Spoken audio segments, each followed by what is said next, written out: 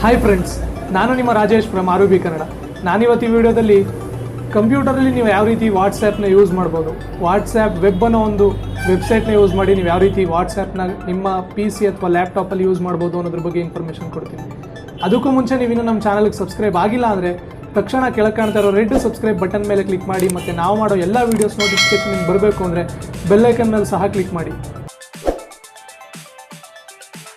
ಮೊದಲನೇದಾಗಿ ನಾವು Google ಕ್ರೋಮನ್ನು open ಮಾಡಬೇಕಾಗತ್ತೆ. ಈ ರೀತಿ ಗೂಗಲ್ ಕ್ರೋಮನ್ನು ಓಪನ್ ಮಾಡಿದ್ಮೇಲೆ ವಾಟ್ಸ್ಯಾಪ್ ವೆಬ್ ಅಂತ ನಾವು ಸರ್ಚ್ ಮಾಡಿದ್ರೆ ವಾಟ್ಸ್ಯಾಪ್ ವೆಬ್ಸೈಟ್ ನಮ್ಗೆ ಓಪನ್ ಆಗುತ್ತೆ.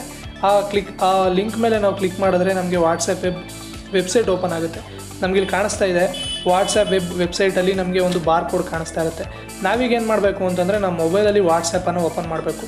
ವಾಟ್ಸ್ಯಾಪನ್ನು ಓಪನ್ ಮಾಡಿ ಇಲ್ಲಿ 3 ಟಿಕ್ ಕಾಣ್ತಾ ಇದೆಯಲ್ಲ, ಅದ್ರ ಮೇಲೆ ಕ್ಲಿಕ್ ಮಾಡಿ ಇಲ್ಲಿ ವಾಟ್ಸ್ಯಾಪ್ ವೆಬ್ ಮೇಲೆ ಕ್ಲಿಕ್ ಮಾಡಿ ಸಿಸ್ಟಮಲ್ಲಿರುವಂತಹ ಬಾರ್ ಕೋಡ್ನ ನಾವು ಮೊಬೈಲಲ್ಲಿ ಸ್ಕ್ಯಾನ್ ಮಾಡಬೇಕು.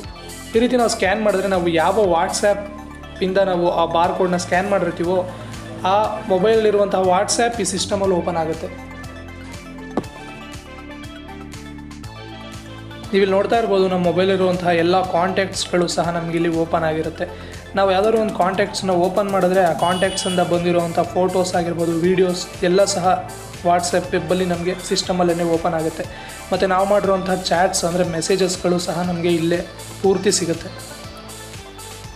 ಇದಿಷ್ಟೇ ಅಲ್ಲದೆ ನಮ್ಮ ಸಿಸ್ಟಮಲ್ಲಿರುವಂಥ ಫೋಟೋಸ್ನೂ ಸಹ ನಾವು ಡೈರೆಕ್ಟಾಗಿ ವಾಟ್ಸ್ಯಾಪ್ ವೆಬ್ ಮುಖಾಂತರ ನಮ್ಮ ಕಾಂಟ್ಯಾಕ್ಟ್ಸ್ಗಳಿಗೆ ನಾವು ಸೆಂಡ್ ಮಾಡ್ಬೋದಾಗಿರುತ್ತೆ.